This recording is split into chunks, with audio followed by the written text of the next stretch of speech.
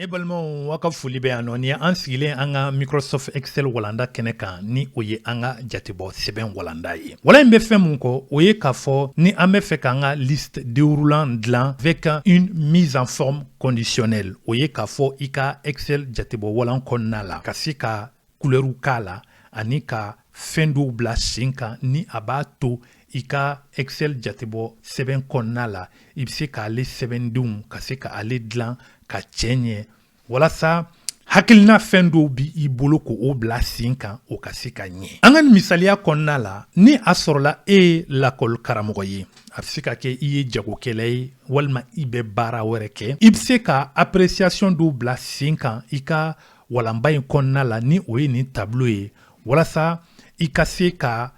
a mise en forme conditionnelle fɛnɛ kɛ ka bila sen kan. Ni i bɛ fɛ ka a daminɛ fɔlɔ an bɛna an ka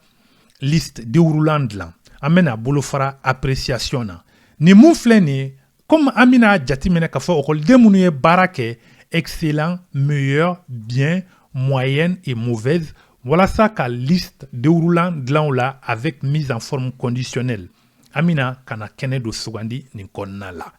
ni o ye cellule ye an bɛ sɔrɔ ka na tableau dilan